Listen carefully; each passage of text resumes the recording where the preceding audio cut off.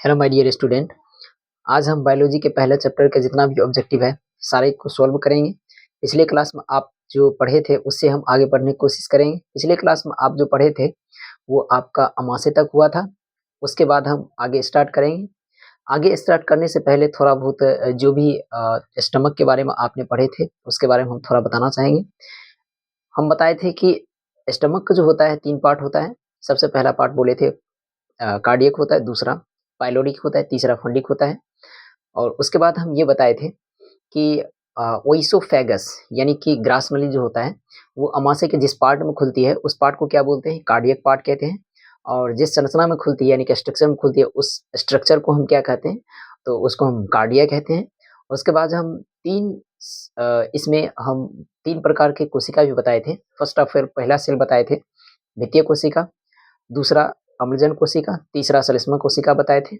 भित्तीय कोशिका की अगर हम बात करते हैं तो उससे आपका पेप्सिन हार्मोन का स्राव होता है जो प्रोटीन का पाचन करता है। देन उसके बाद हम ये बताए थे कि अम्लजन कोशिका होता है जो क्या करता है आपका HCl यानी कि हाइड्रोक्लोरिक अम्ल का स्राव करता है जो आपका अमाशय में भोजन के साथ आने वाली जो बैक्टीरिया वगैरह होता है उसको क्या कर देती है? फैगोसाइटोसिस कर दी यानी कि भक्षण करती है। तीसरा बताए थे श्लेष्मा कोशिका। श्लेष्मा कोशिका से आपका म्यूकस या श्लेष्मा का स्राव होता है।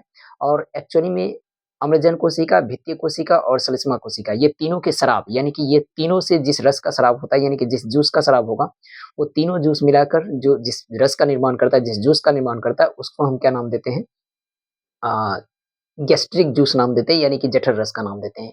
जिसका पीएच वैल्यू लगभग 2 टू 3 नियरली इतना मतलब वेरी करके ये कार्य करती है। ठीक है, यहाँ तक आप पढ़ लिए थे। ठीक है, उसके आगे हम अब पढ़ेंगे स्मॉल इंटेस्टाइन मतलब छोटी आंत। ठीक है, देखिए छोटी आंत जो होता है वो एलिमेंट्री कैनाल, ठीक है, एलिमेंट्री कैनाल का सबसे बड़ा पार्ट होता है।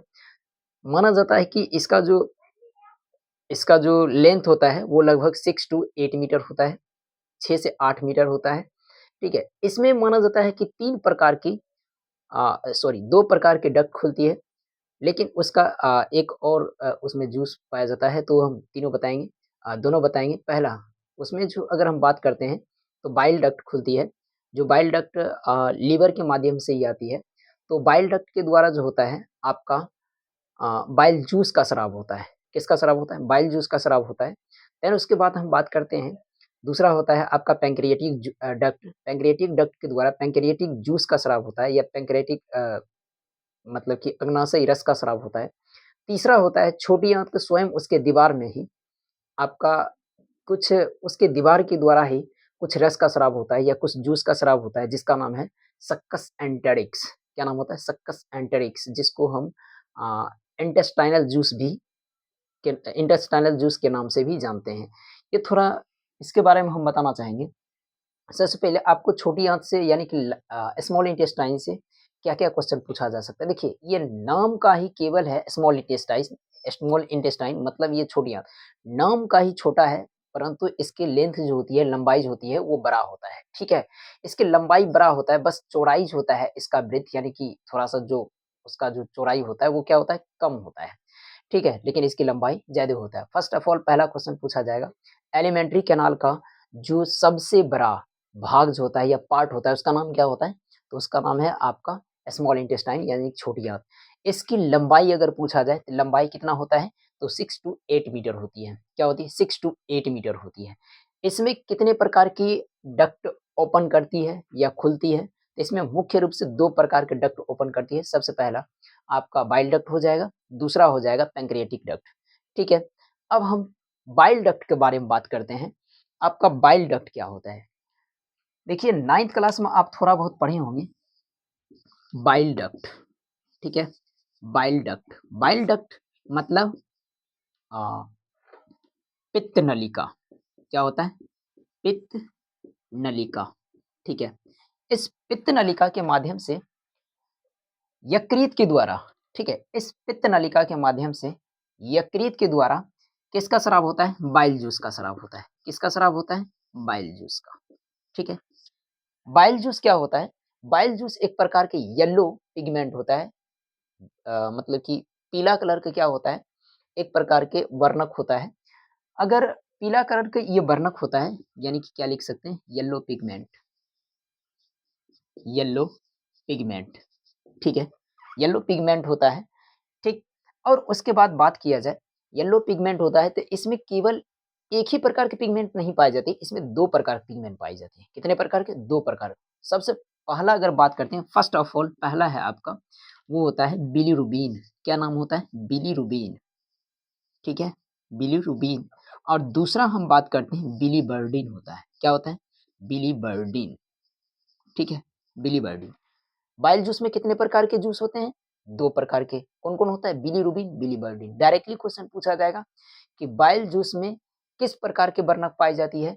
तो बिलीरुबिन तथा बिलीबर्डिन नामक क्या पाई जाती है उसमें? जूस पाई जाती है, ठीक है।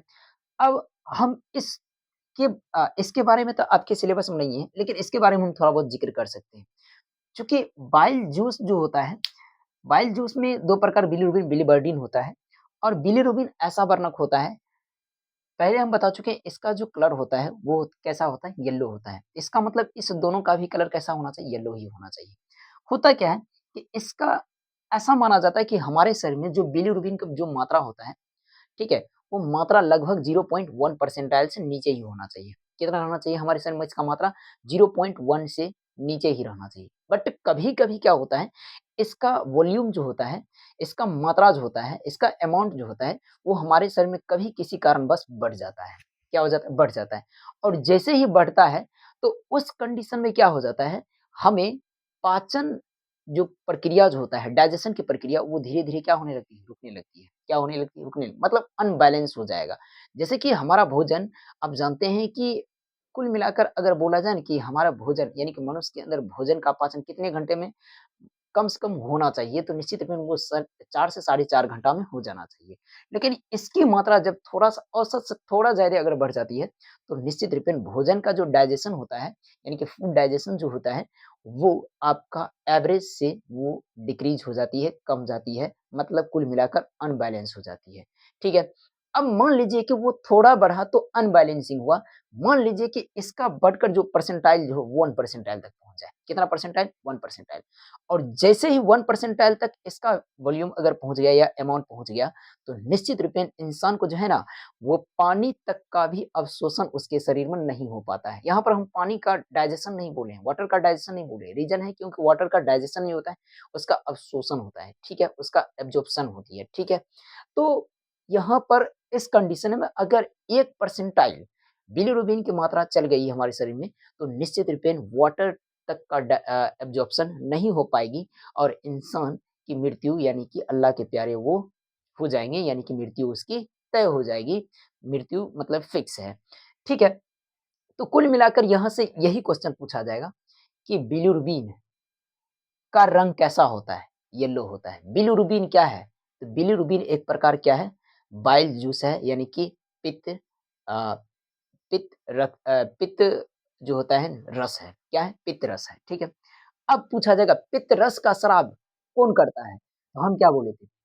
पित्त रस का स्राव यानी कि बाइल जूस का जो स्राव करेगा, वो स्राव होगा आपका बाइल डक्ट के माध्यम से। किसके माध्यम से? बाइल डक्ट के माध्यम से। लेकिन उसका स्राव करता कौन है? तो उसका स्राव करता है लीवर, यानी कि सिक्रेशन जो करेगा, बाइल जूस का जो सिक्रेशन करेगा वो लीवर करेगा। कौन करेगा? लीवर। इसका मतलब अगर यकृत यानी कि लीवर जो होता है बाइल जूस का सिक्रेशन करता है, तो इसका मतलब तो ये भी हुआ ना कि बाइल जूस का तो फॉर्मेशन यानी कि फॉर्म यानी कि निर्माण भी कौन करेगा? तो निश्चित रूप में आपका लीवर ही करेगा। तो हम कह सकते हैं कि लीवर में ही बाइल जूस का फॉर्मेशन भी होता है और लीवर के माध्यम से ही क्या होता है? बाइल जूस का सिक्रेशन भी होता है। बट किसके माध्यम से होता है? किसके मीडियम से होता है? तो निश्चित रूपेण आपका बाइल डक्ट के मीडियम से क्या हो जाएगा? इसका सिक्रेशन हो जाएगा। ओके, ये हो गया आपका बाइल डक्ट, ठीक है? और बाइल डक्ट ऐसा माना जाता है वो क्षारीय प्रकृति का होता है। किस प्रकृति का होता है? क्षारीय प्रकृति मतलब कि इसका जो पीएच वैल्यू होगा वो 7 के ज़्यादा ही होगा, 7 से ज़्यादा ही हो जाएगा, ठीक है? अब यहाँ पर क्वेश्चन ये पूछा जाता है कि बाइल जूस का काम क्या होता है? तो बाइल जूस अब एक बात बताइए, चूँकि बाइल जूस जो होता है बेसिक प्रवृत्ति नेचर की होती है यानी कि क्षारीय प्रकृति की होती है। अगर ये क्षारीय प्रकृति की होती है तो चूँकि हमारे ये किस में पाई जाती है? छोटी आंत में आई है और हमारे शरीर के अंदर भोजन जो होता है वो थोड़ा-सा एसिडिक नेचर की होती है। क्या होती है? Acidic nature. तो उस एसिडिक नेचर का जो भोजन जो पाई जाती है, उस एसिडिक नेचर के भोजन को ये बाइल जूस क्या करता है? वो बेसिक नेचर बनाती है। क्या करती है? Basic nature. अर्थात इसका मतलब हम क्या कह सकते हैं कि इसका जो कार्य होता है, बाइल जूस का जो कार्य होता है, वो क्या करती है? एसिडिक भोजन को यानी कि एसिडिक फूड को क्या करती है? बेसिक फूड में मतलब कि कन्वर्ट करती है। ठीक है? ये हो गया आपका क्वेश्चन। ठीक। अब दूसरा हम बात करते हैं। दूसरा है आपका पैंक्रियाज डक्ट। क्या है पैंक्रियाज डक्ट? पैंक्रियाज डक्ट मतलब अग्नाशयी नलिका। क्या होता है? अग्नाशयी नलिका। अब पैंक्रियाज डक्ट से भी 3 प्रकार के जूस निकलती है, यानी कि 3 प्रकार के रस निकलती है। सबसे पहला जूस का नाम है आपका ट्रिप्सिन। क्या नाम है? ट्रिप्सिन। अब ट्रिप्सिन क्या करता है? तो ट्रिप्सिन हो, चाहे कोई भी जूस हो, चाहे किसी प्रकार का एंजाइम हो, हम आपको फर्स्ट लेक्चर में ही बता चुके हैं कि एंजाइम क्या करता है? डाइजेशन का काम करता है। डाइजेशन मतलब क्या होता है? वो बड़े कण जो होगा ना, फूड का जो बड़े पार्टिकल्स जो होता है, उसको क्या कर देता है? एब्जॉर्प्शन योग मतलब कि अवशोषण योग उसको छोटे पार्टिकल्स में तोड़ने का काम करता है। क्या करता है? छोटे पार्टिकल्स में। इसका मतलब ये जो प्रोटीन है ना आपका, ये प्रोटीन क्या होता है? एक बड़े पार्टिकल्स होता है। क्या होता है? बड़े पार्टिकल्स, मैक्रोमोलेक्यूल्स होता है। ठीक है? तो ये ट्रिप्सिन क्या करता है? इस मैक्रोमोलेक्यूल्स को माइक्रोमोलेक्यूल्स मतलब कि ट्रिप्सिन जो होता है उस बड़े पार्टिकल ट्रिप्सिन जो होता है प्रोटीन जो एक बड़ा पार्टिकल्स है, यानी कि बड़ा जो कण है उसको छोटे कण में तोड़ने का काम करती है। यानी कि छोटे कण किस में तोड़ेगा? तो प्रोटीन का जो होता है यूनिट, यूनिट मतलब छोटी उसकी जो इकाई होती है वो होता है पेप्टोइड। क्या होता है? पेप्टोइड। इसका मतलब ये हुआ ट्रिप्सिन जो आपका काम करता है वो आपका प्रोटीन को किसमें कन्वर्ट कर देती है? पेप्टोइड में कन्वर्ट करती है। किसमें कन्वर्ट करती है? पेप्टोइड में। सीधे डायरेक्टली क्वेश्चन पूछा जाएगा कि प्रोटीन को पेप्टोइड में कन्वर्ट करने वाली एंजाइम का नाम क्या है? या जूस का क्या नाम है? तो ट्रिप्सिन नाम है। क्या नाम है? ट्रिप्सिन। Okay, next. अब हम चलते हैं दूसरा इसमें जो जूस सिक्रेशन होता है वो दूसरा जूस होता है आपका लाइपेज। क्या नाम है? लाइपेज। अब लाइपेज क्या करता है? तो लाइपेज आपका फैट्स जो होता है, हमारे शरीर में वसा जो होता है, उसको क्या कर देता है? ये ग्लिसरॉल में कन्वर्ट करता है। क्या करता है? ग्लिसरॉल में कन्वर्ट करता है। ठीक है? तीसरा अगर बात करते हैं तो उसके बाद है एमाइलोट्रिप्सिन। क्या है? एमाइलोट्रिप्सिन। अब एमाइलोट्रिप्सिन क्या करता है? तो हमारे शरीर में जो स्टार्च पाया जाता है उसको किसमें ये कन्वर्ट कर देता है? ग्लूकोज में कन्वर्ट करता है। किसमें कन्वर्ट करता है? ग्लूकोज में। अब यहाँ से 3 क्वेश्चन क्या पूछा जाएगा? फर्स्ट ऑफ ऑल पहला, ट्रिप्सिन क्या करता है? तो ट्रिप्सिन प्रोटीन को क्या करता है? पेप्टोइड में कन्वर्ट करता है। दूसरा, लाइपेज क्या करता है? तो ये फैट्स को किसमें कन्वर्ट करता है? ग्लिसरॉल में कन्वर्ट करता है। तीसरा, एमाइलोट्रिप्सिन क्या करता है? तो ये आपका स्टार्च को किसमें कन्वर्ट करता है? तो ग्लूकोज में कन्वर्ट करता है। अब यहाँ पर क्वेश्चन पूछने वाला बात ये हो गया कि एक्चुअली में अगर ये सब स्मॉल इंटेस्टाइन के अंदर हो रही है, तो जैसे कि आप बोले थे कि माउथ में यानी कि मुख में जो होता है आपका, वो पहली रूप से वहाँ पर जो फूड का जो पाचन होता है, वो कौन से फूड का पाचन होता है? तो कार्बोहाइड्रेट का पाचन होता है, ठीक है? दूसरा अगर बात करते हैं, तो अमाशय में किसका पाचन हो रहा था? प्रोटीन का। जब दोनों का प्रोटीन का भी अमाशय का पाचन हो ही गया है, तो फिर यहाँ पर फिर प्रोटीन का पाचन। तो उसी वक़्त हम ये ज़रूर बताए थे कि सभी के सभी प्रोटीन मॉलिक्यूल्स का जो होता है ना पाचन, एक ही किसी भी विशिष्ट अंग में नहीं होती है। उसका कुछ पाचन जो होता है ना आगे चलकर भी होता है या डाइजेस्ट मतलब कि अवशोषण भी कुछ आगे चलकर हो सकती है। ठीक है? तो वहाँ से मान लीजिए कि प्रोटीन का जो पाचन आपका अमाशय में हो रहा था, वो तो शुरू हुआ था। ले मान लीजिए कि मैक्सिमम जो होता है वहीं पर हो गया होगा, लेकिन कुछ तो बचकर आया होगा ना आगे की ओर। तो ये जो कुछ बचकर जो आया है यहाँ पर प्रोटीन, उसका ये डाइजेशन कर दिया है। तो वो कौन डाइजेशन किया है? ट्रिप्सिन। उसको किसमें डाइजेशन किया है? तो आपका पेप्टोइड में। अब इसमें जो प्रमुख रूप से किस पोषक तत्व, सीधे क्वेश्चन पूछा जाएगा कि स्मॉल इंटेस्टाइन में प्रमुख रूप से किस पोषक तत्व का पाचन होता है? तो हमेशा ध्यान रखिएगा प्रमुख रूप से आपका होता है फैट का डाइजेशन होता है। सीधे क्वेश्चन पूछा जाएगा छोटी आंत में किसका पाचन? तो वसा का पाचन। किसमें होता है वसा का पाचन? तो ग्लिसरॉल में होता है। किसमें होता है? ग्लिसरॉल में। कौन करता है? तो आपका कौन करता है? लाइपेज एंजाइम करता है। कौन करता है? लाइपेज एंजाइम करता है। ठीक है? ये हो गया स्मॉल इंटेस्टाइन। ठीक है? अब स्मॉल इंटेस्टाइन में तीसरा जो मतलब कि जो बोले थे, सबसे पहला बोले थे बाइल डक्ट आता है, दूसरा पैंक्रियाज डक्ट, ये सब बारे में हो चुका है। अब बचा है इट्स वॉल मतलब कि इसका स्वयं का क्या है दीवार भी है। इसका स्वयं के दीवार से भी कुछ मतलब कुछ होता है जूस का स्राव होता है। अब इसके स्वयं के दीवार के जो जूस स्राव होता है, इसके स्वयं के दीवार की से जो जूस का स्राव होता है उसका नाम है सक्कस एंटेरिक्स। क्या नाम है? सक्कस एंटेरिक्स। इसको इंटेस्टाइनल जूस भी कहा जाता है। क्या कहा जाता है? इंटेस्टाइनल जूस भी कहा जाता है। क्यों? क्योंकि स्मॉल इंटेस्टाइन स्वयं एक क्या है? मतलब स्वयं एक प्रकार क्या है? इंटेस्टाइन है। इसलिए इससे स्रावित होने वाले जूस को क्या कह दिया गया है? Intestinal juice. तो इसको इंटेस्टाइनल जूस मतलब आंत रस भी कहा जाता है और उसके बाद सक्कस एंटेरिक्स। अब ये क्या करता है? ये कुछ इंपॉर्टेंट भूमिका नहीं निभाती है। बस ये क्या करता है? ओनली मतलब जो होता है केवल और केवल फूड के डाइजेशन में केवल पार्टिसिपेट करता है। बस थोड़ा-सा वो भाग लेता है। कैसे करता है भाग? तो वो जो प्रोटीन होता है उसको एमिनो अम्ल कन्वर्ट कर सकता है और कार्बोहाइड्रेट को बड़े वो जो कण होता है उसको छोटे कण में तोड़ सकता है। दैट्स फिनिश बस इतना ही तक इसमें क्या है आपका सक्कस एंटेरिक्स के बारे में है। अब इसके हम 3 भाग पढ़ लेते हैं।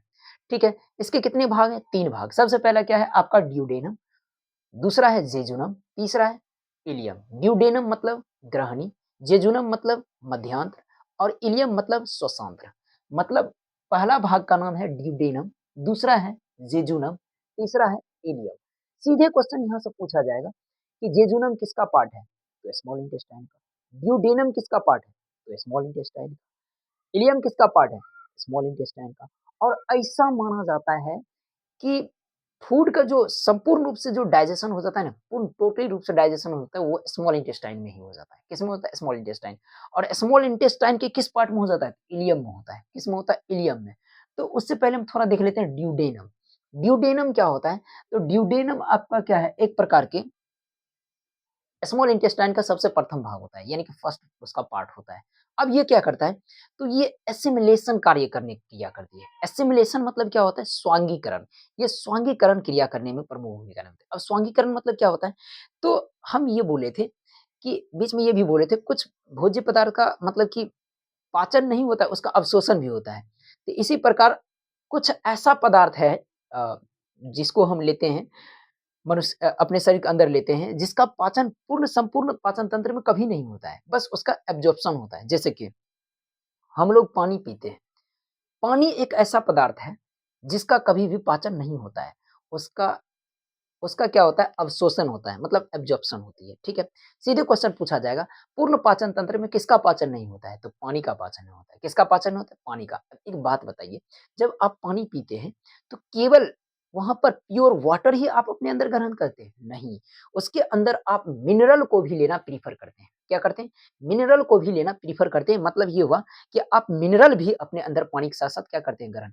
इसका मतलब ये हुआ, अगर वाटर का डाइजेशन नहीं हो रहा है, उसका एब्ज़ॉर्प्शन हो रहा है, तो इसका मतलब उसके साथ पाए जाने वाले जो मिनरल है, उसका भी तो क्या होगा? डाइजेशन हो पाएगा? नहीं हो पाएगा।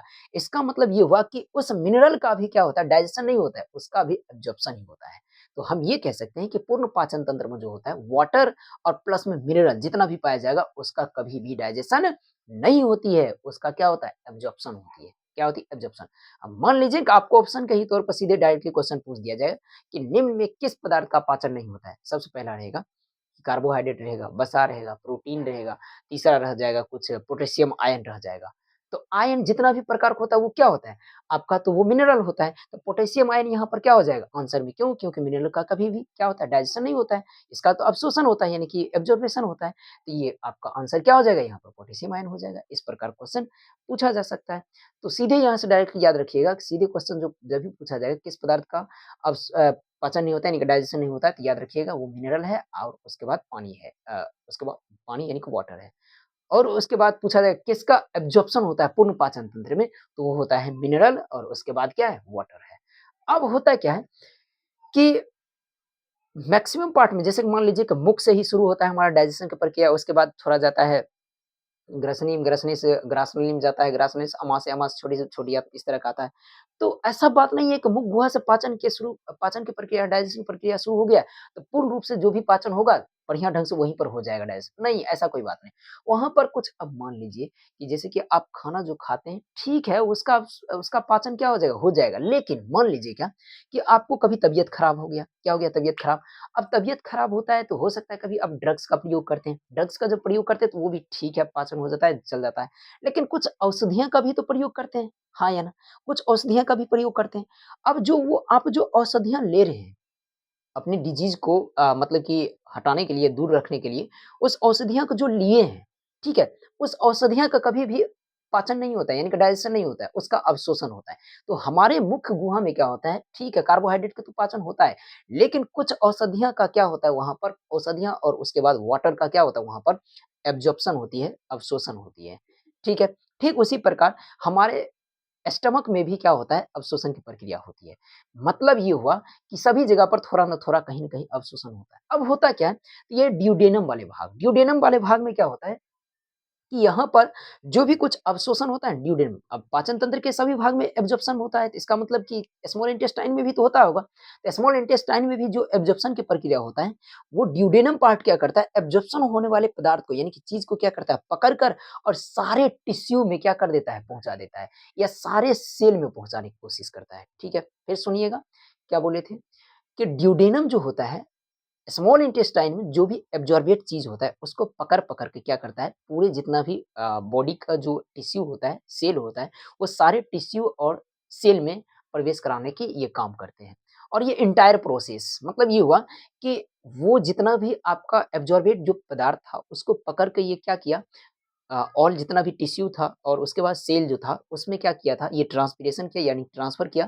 तो इस प्रोसेस को हम क्या कहते हैं, एसिमिलेशन कहते हैं। क्या कहते हैं? एसिमिलेशन मतलब स्वांगीकरण कहते हैं। क्या कहते हैं? स्वांगीकरण।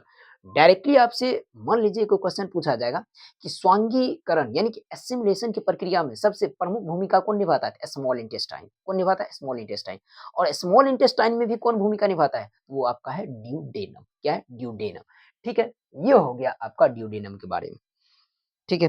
नेक्स्ट पार्ट की ओर हम चलते हैं, आपका जेजुनम है। जेजुनम कोई खास यहाँ पर पार्ट इम्पोर्टेंट है नहीं, बस जेजुनम का केवल और केवल आपको लेंथ याद रखना है। जेजुनम का जो लेंथ होता है वो 2.5 मीटर होता है। ओके दोस्तों, ये हो गया। थर्ड पार्ट हम चलते हैं इलियम, ठीक है? इलियम सबसे इम्पोर्टेंट है। सबसे पहला क्वेश्चन यहाँ से ये पूछा जाएगा कि ह्यूमन बॉडी जो होता है, उसका कौन-सा ऐसा पार्ट है जिसमें टोटली रूप से मतलब संपूर्ण रूप से फूड पार्टिकल्स का क्या हो जाता है, डाइजेशन हो जाता है, तो वो है आपका इलियम पार्ट ही, मतलब श्वसनांत्र, ठीक है? Ilium part. सीधे क्वेश्चन पूछा जाएगा संपूर्ण रूप से पाचन की प्रक्रिया कहाँ पूर्ण हो जाती है? Small intestine. स्मॉल इंटेस्टाइन के किस पार्ट में? तो इलियम वाले भाग। किसमें होता है? इलियम वाले भाग। क्या जवाब दीजिएगा? इलियम। इलियम में क्या होता है? पूर्ण रूप से पाचन हो जाता है। अब इलियम में क्या होता है? कुछ ऐसा करके ये ऐसा करके इलियम वाला पार्ट है, उसके सरफेस पर ऐसे कर कुछ ऐसे-ऐसे करके सरफेस पर फिंगर लाइक प्रोजेक्शन पाई जाती है। क्या पाई जाती है? फिंगर लाइक प्रोजेक्शन पाई जाती है, जिसको हम क्या कहते हैं? विलाई कहते हैं। क्या कहते हैं? विलाई। क्या कहते हैं? विलाई। ठीक है? ये हो गया विलाई। मतलब फिंगर लाइक जो प्रोजेक्शन है, उँगली जैसी जो संरचना है उसको क्या कहते हैं? विलाई। लेकिन इसी फिंगर लाइक प्रोजेक्शन पर क्या पाई जाती है? इस तरह करके छोटे-छोटे प्रोजेक्शन पाई जाती है। क्या होती है? छोटे-छोटे ऐसे करके प्रोजेक्शन पाई जाती है। इस प्रोजेक्शन को क्या कहते हैं? इस प्रोजेक्शन को कहते हैं माइक्रोविलाई। क्या कहते हैं? माइक्रोविलाई। इस फिंगर लाइक प्रोजेक्शन को क्या बोले थे? बड़े वाले को विलाई और छोटे-छोटे जो प्रोजेक्शन था उसको क्या बोल दिए? माइक्रोविलाई। अब माइक्रोविलाई क्या करता है?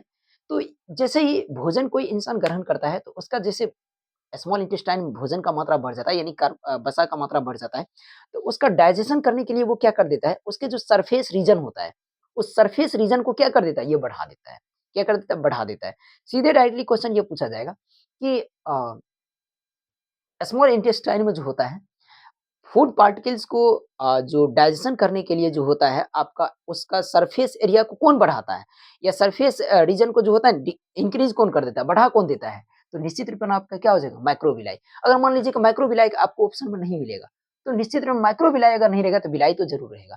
तो विलाई भी तो वही काम करेगा ना भाई, वो भी क्या करेगा? सरफेस एरिया को क्या करेगा? बढ़ाएगा। देखिए, ये अगर बढ़ाएगा मतलब माइक्रोविलाई अगर सरफेस एरिया को बढ़ाता है, तो ये भी तो क्या होगा? बढ़ेगा, विलाई भी तो बढ़ेगा। इसका मतलब विलाई भी सरफेस एरिया को बढ़ा रहा है और माइक्रो विलाई भी क्या कर रहा है? बढ़ा रहा है। तो हम क्या कर सकते हैं कि अगर आपको माइक्रोविलाई ऑप्शन में नहीं है, सीधे क्वेश्चन पूछा जाएगा कि छोटी आंत में सरफेस एरिया कौन बढ़ाता है? तो माइक्रोविलाई। अगर माइक्रोविलाई नहीं है, तो किसमें लगा सकते हैं चिन्ह? तो निश्चित रूपेण आप विलाई में सिंबल लगा सकते हैं। इसमें विभिन्न प्रकार के लैक्टियल वगैरह मतलब ब्लड वेसिकल वगैरह पाई जाती है, ये सब क्लास में बताया जाता है। रिवीजन क्लास है ये, तो उतना नहीं बता पाएँगे, ठीक है? ये हो गया आपका इलियम के बारे में, ठीक है? अब सीधे हम चलते हैं इलियम के बाद अब इलियम देखिए, सबसे पहले बकल कैविटी यानी कि मुख गुहा कहाँ खुला था? आपका फेरिंग्स में, ठीक है? फेरिंग्स कहाँ खुला था? ओइसोफेरिंग्स में। ओइसोफेरिंग्स कहाँ खुला था? स्टमक में। स्टमक कहाँ खुला है? तो स्टमक खुला है आपका स्मॉल इंटेस्टाइन। अब स्मॉल इंटेस्टाइन कहाँ खुलेगा? तो लार्ज इंटेस्टाइन में खुलेगा। किसमें खुलेगा? Large intestine. अब बताइए स्टमक में जो लार्ज इंटेस्टाइन है, सीधे क्वेश्चन पूछा जाएगा कि स्मॉल इंटेस्टाइन में, ठीक है? स्मॉल इंटेस्टाइन में अमाशय का कौन-सा पार्ट खुलता है? अमाशय का कौन-सा पार्ट? तो देखिए सबसे पहला पार्ट बोले थे वो बताए थे कार्डियक, दूसरा पाइलोरिक, तीसरा क्या सॉरी दूसरा बताए थे फंडिक, तीसरा बताए थे पाइलोरी। तो पाइलोरिक जो पार्ट होता है वो क्या होता है? स्मॉल इंटेस्टाइन में खुलता है। तो ठीक उसी प्रकार अगर आपसे पूछा जाए कि स्मॉल इंटेस्टाइन का कौन-सा पार्ट लार्ज इंटेस्टाइन में खुलती है, तो सबसे लास्ट वाला भाग जिसका क्या नाम है? इलियम। सीधे क्वेश्चन पूछा जाएगा इलियम किसमें ओपन होती है? तो निश्चित रूपेण आपका लार्ज इंटेस्टाइन में होती है। कहाँ होती है? Large intestine.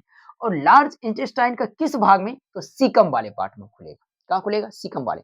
अब थोड़ा-सा एक बात यहाँ पर बताना चाहेंगे, लार्ज इंटेस्टाइन और उसके बाद स्मॉल इंटेस्टाइन, लार्ज इंटेस्टाइन उसके बाद स्मॉल इंटेस्टाइन, ये दोनों का जो संगम स्थल होता है ना, मिलने के जो स्थान होता है, उसके जगह पर, उस संगम स्थान पर क्या होता है? एक उँगली जैसी संरचना पाई जाती है, छोटी-सी। उँगली जैसी क्या पाई जाती है? संरचना पाई जाती है, छोटी-सी। उस संरचना को हम क्या कहते हैं? अपेंडिक्स कहते हैं। क्या कहते हैं? अपेंडिक्स यानी कि कृमि रूपी प्रेषेसिका कहते हैं। क्या कहते हैं? कृमि रूपी प्रेषिका। या मान लीजिए कि हम तो ये तो बोले हैं लार्ज इंटेस्टाइन और उसके बाद स्मॉल इंटेस्टाइन के जो संगम स्थल रहता है वहाँ पर उसको छोटा-सा उँगली जैसी संरचना को क्या कहते हैं? उसको कहते हैं अपेंडिक्स कहते हैं। ठीक है?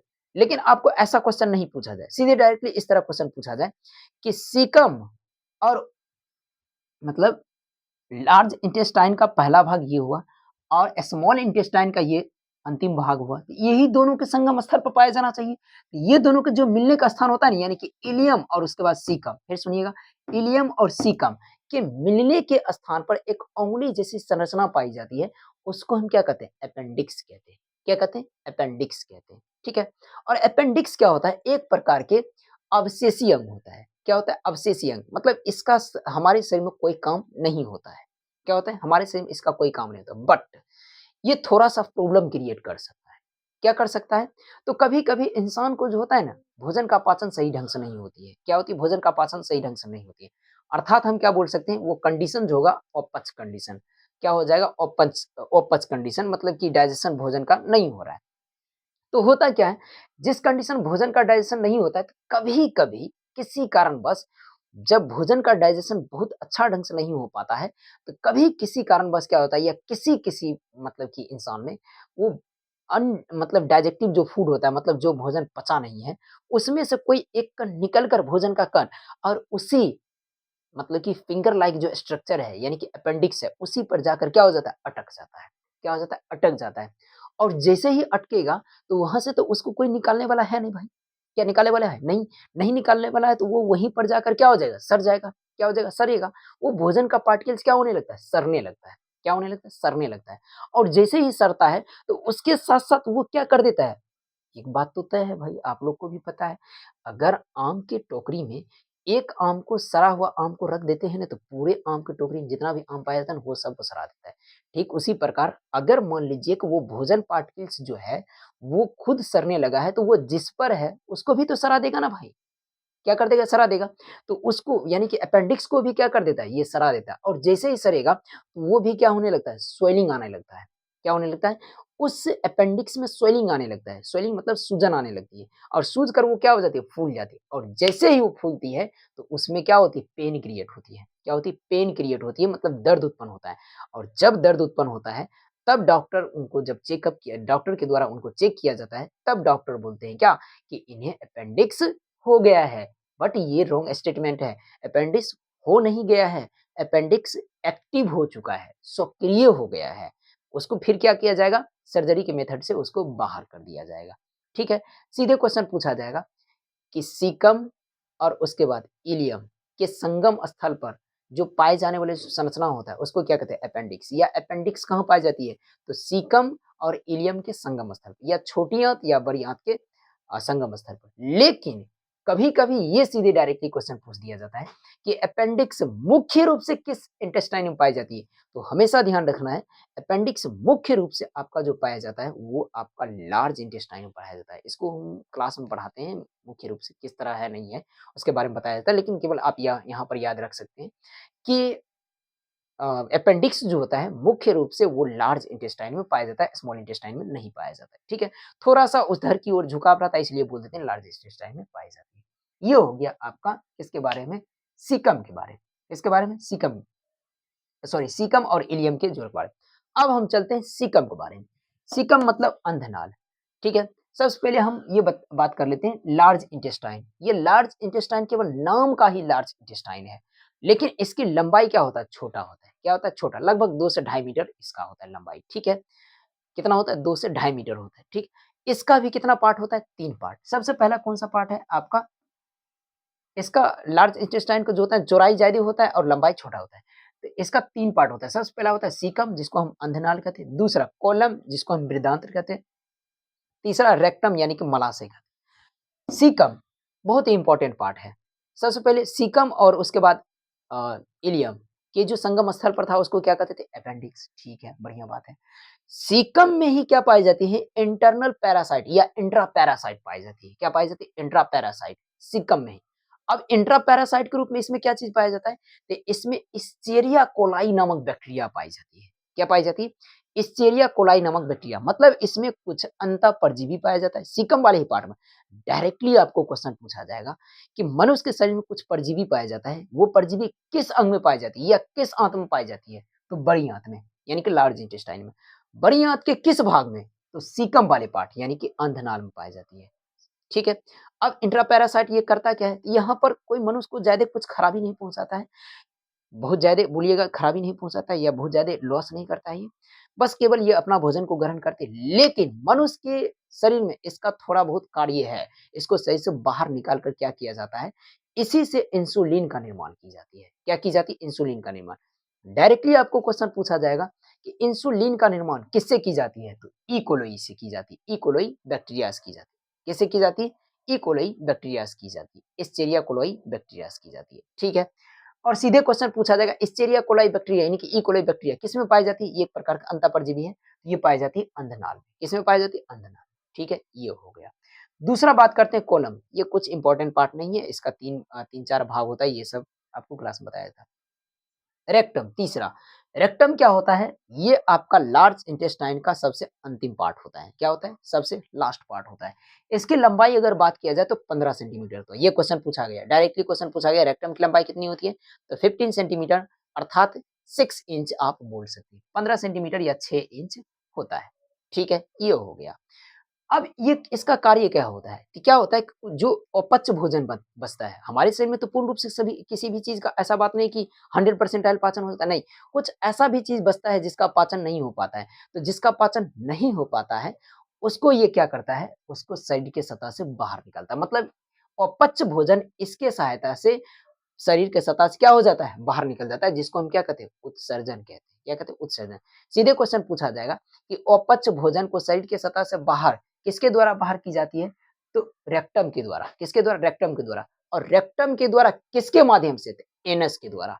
किसके माध्यम से, एनस के द्वारा। इस बात को आपको ध्यान रखना पड़ेगा। ठीक है, ये हो गया। कुल मिलाकर यहाँ पर बात करते हैं तो इसका भी पार्ट ये क्या हो गया, खत्म। अच्छा, अपच भोजन किसको कहते हैं, जिसमें पानी की भी मात्रा कम हो सकता है, भोजन पूर्ण रूप से पचा नहीं होगा।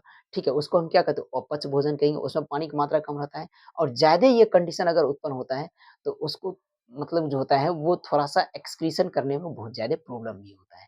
ठीक है, ये हो गया आपका जितना मतलब कि जो बायोलॉजी का जो पहला चैप्टर था, वो सब का जितना भी आपका कॉन्सेप्ट था, थोड़ा बहुत कॉन्सेप्ट क्लियर हो गया और ऑब्जेक्टिव आपका पूरा-पूरी क्लियर हो गया। ठीक है, अगर इसमें जो मतलब दो पार्ट में जो वीडियो बनाए हैं, वो दोनों पार्ट आप देख लेते हैं, तो इतना हम 100 परसेंटाइल फिर से बोल देते हैं कि आपको बोर्ड एग्ज़ाम में अगर न्यूट्रिशन चैप्टर से क्वेश्चन पूछा जाता है, तो निश्चित रूप में जितना अभी 2 लेक्चर में जो बताए थे हम, उसी में से आपको क्वेश्चन पूछा जाएगा, इससे बाहर क्वेश्चन नहीं रहेगा, ठीक है? तो अगले दिन जो वीडियो लेकर आएँगे या अगले दिन जो लेक्चर तैयार करेंगे या अगले दिन जो वीडियो बनेगा, वो बनेगा आपका फिज़िक्स का पहला चैप्टर, वो भी होगा रिफ्लेक्शन ऑफ लाइट, जो कि सबसे इम्पोर्टेंट माना जाता है, ठीक है? हम फिर से ये कहना चाहेंगे कि वीडियो को जो है आप लोग अच्छा से देखने की कोशिश कीजिए, जिससे क्या होगा कि आपका जितना भी ऑब्जेक्टिव पॉइंट के ऑफ व्यूज़ जितना भी क्वेश्चन बनता है बोर्ड एग्ज़ाम में, सारे के सारे सॉल्व हो सकता है, ठीक है? तो मिलते हैं नेक्स्ट वीडियो के साथ। Okay, thank you.